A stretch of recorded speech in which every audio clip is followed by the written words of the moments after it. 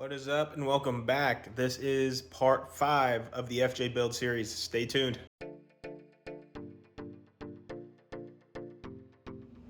Hey guys, welcome back. Again, we're here for the part 5. So we're getting right down to it. We are down to a CV axle.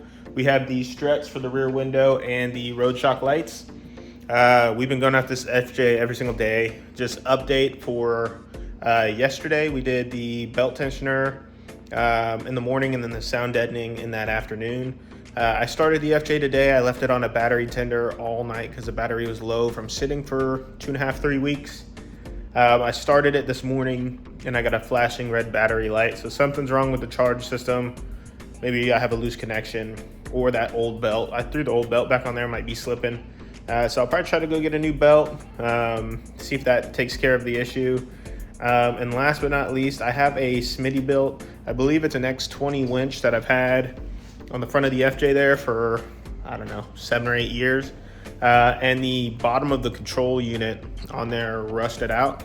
And the drum was like all seized up. So I'll probably take that out too, just to get some weight off the front of the truck and make room for an eventual replacement. To be honest, guys, I don't know if I want to replace it, just because I think out of the 7 years that I've had that thing, I've maybe used it 4 or 5 times. But in those 4 or 5 times I used it, I was definitely pretty stuck. So definitely nice to have, but definitely not something I'll probably go break the bank on. So yeah, that's what we got. I'm about to get this thing lifted on the driver's side of the vehicle, and that is going to be the half shaft that I tackle first. I only have one, so I'm just going to start on the driver's side. So I'll get it all jacked up and then show you guys once I have it lifted. All right, guys, we got the vehicle supported, got a jack under there, got the wheel chalked. I went ahead and took the wheel off. So the piece we're trying to get to, if you guys are unfamiliar with half shafts or CV axles, it's this piece down in here. You can see the rip in that boot now. I'll try to get this camera in there. So it's completely failed, and all the grease is spewing out. Also, just some secondary things you can notice. The exhaust runs down through here. It hit my Cadillac converter down there, right there. And the vehicle's been smoking because of it. So just a couple of different problems. There's a couple of different ways you can go about this. You can unbolt the knuckle down here at the bottom, and then zip tie this upper control arm or bungee cord this upper control arm up. But what I've started doing is I just unbolt it here, take this castle nut off, and hit the knuckle bolts down at the bottom, and just pull this whole piece off. It makes it easier, and you don't have to worry about this, but just make sure you're aware of your brake lines when you're doing this. And it's pretty simple once you get the hang of it. I got some tools laying over here that you'll need. I'm not gonna do a super in-depth walkthrough. I'll kind of just show you guys my progress as I'm making my way through here. Just because there is videos on YouTube that kind of talk through this in detail. But just some things you'll need. You'll need some big sockets for the actual half shaft nut itself that's in here. So I got those from Harbor Freight.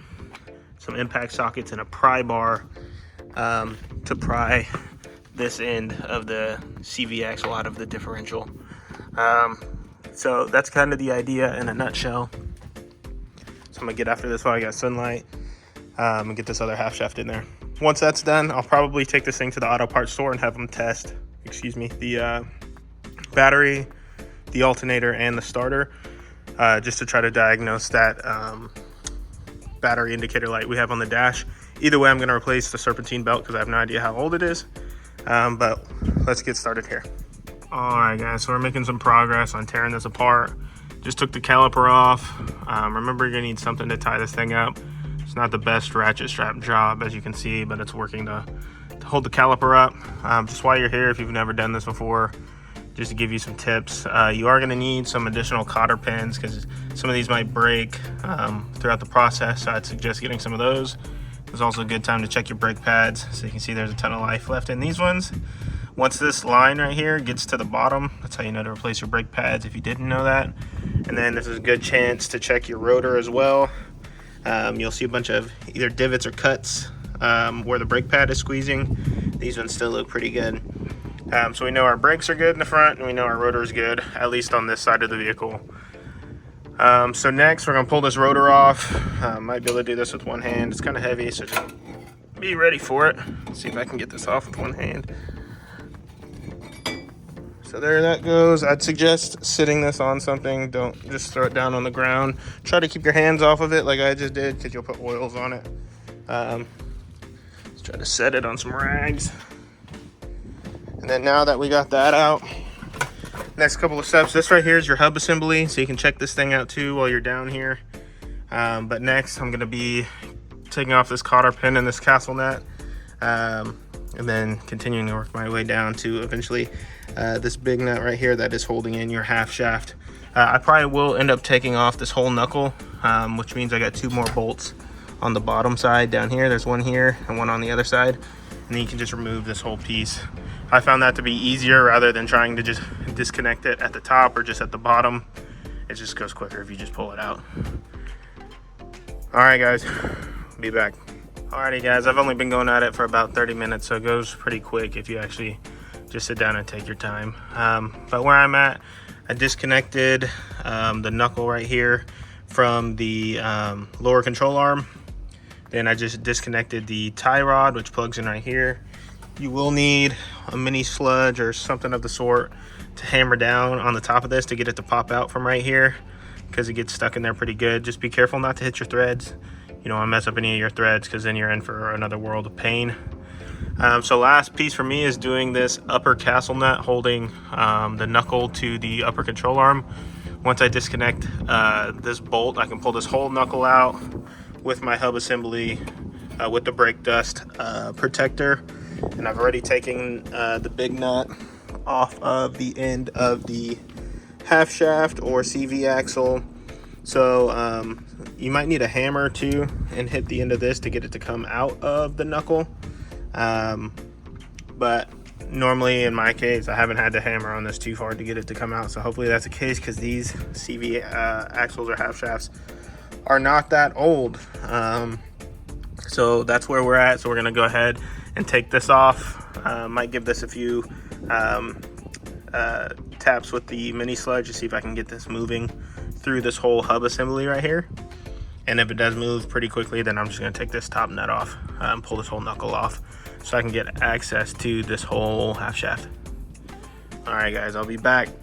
Okay, guys, and this is what it looks like once you get that whole knuckle off. I was lucky, I just had to give this a few taps and it moved enough to slide through this hub assembly.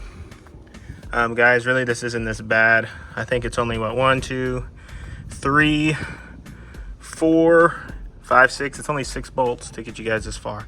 I know it looks like a lot of work and a lot of parts and pieces, but it's really only 6 bolts and a couple of nuts to get you here. So it's really not that bad. And then this should pull straight out. If you pull it and the boot tears, that's fine. You just need your pry bar to pry this out. To give you some more leverage, you might have to take off your skid plate so you don't bend that thing. But I didn't have to fight it too hard last time to get it to come out. The fight was trying to get it to line up and go back in. So once we get it out, I'll show you guys that too. I'd also recommend putting some cardboard underneath this, because sometimes fluid does come pouring out and you don't want to stain your driveway if you live in an HOA, because that's something you should have to worry about. I'm just kidding, it sucks. All right, guys, so let me get this done. All right, guys, I got the old half shaft or CV axle packaged up. Just pro tip, they normally tape a cotter pin on the inside of that box lid, so don't just throw this away, because you will end up needing that. And then I'm just gonna say this, not trying to insult anybody's intelligence, but there is a specific way that this goes in, and it's a side with the C-clip on it. If you didn't know that, that clip goes in, and that's what kind of helps hold it into the differential.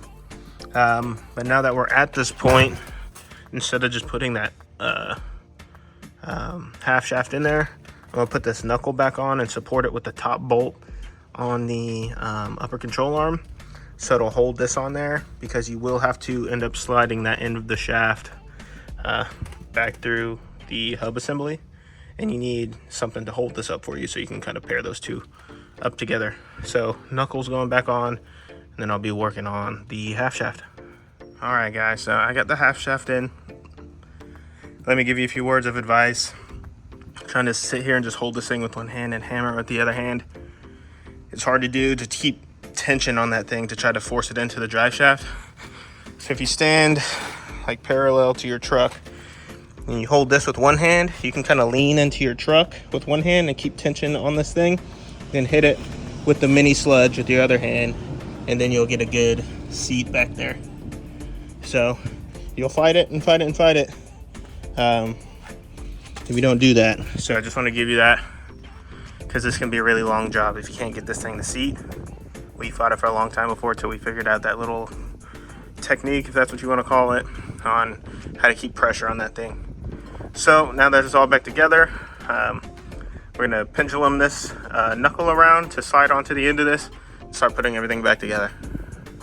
Okay guys, wanted to show you where I'm at. Everything is not bolted up tight right now, but I was having issues getting the upper control arm to meet back up to this knuckle because it was just free spinning. All the threads were free spinning when I was trying to tighten up the nut on the bottom. So I called the dad. Thanks, Dad. He said if you put weight on the wheel hub assembly, it'll pull it down enough to where you can get the threads tight. Sure enough, he was right. Bailed me out on that one. But I'm also running into the same issue on the tie rod right here. So you can see that that's not tight. So I'm gonna try to figure out something for that one to get that tightened up. But I have tightened up everything else. The half shaft's tight. The knuckle bolts on the bottom are tight. I just tightened up the upper control arm and knuckle bolt at the top of your screen. So I'm gonna hit this and then double check all the bolts. Then I gotta torque down my lug nuts. But that's where I'm at. Okay guys, just wanted to show you this. I have the impact gun on top of this, but when I squeeze it to tighten it, you can see that that whole shaft is spinning. So I need something to press up on the bottom of this so that I can get that nut to tighten up. Okay guys, managed to get the FJ figured out. What it ended up being is the upper control arm nut and then the nut for the lower tie rod almost look identical. They're both castle nuts, but I ended up getting those nuts switched around. So once I flipped them back, they went right on and everything buttoned up real nice. I also saw when I was putting that half shaft in, or CV axle, that I didn't get the nut all the way tight on the alternator, and that's why it's having the charge indicator, the flashing battery on the dash. So once I tightened that up, all the codes went away. It still seems a little noisy at start, so I think at the auto parts store they make some stuff you can put on the belt and it might quiet it down, so I might try to go get that and try that out. But other than that guys, we have the winch left to take out. I'll probably save that for another video, so you guys will have to come back for that one. But the winch is gonna come out, and I still have to put on the road shock lights, and I have the strut still for the rear window to go in. So if you guys like these videos, please like and subscribe, and we'll be back for, I believe, a part 5 to wrap this all up. Thanks guys.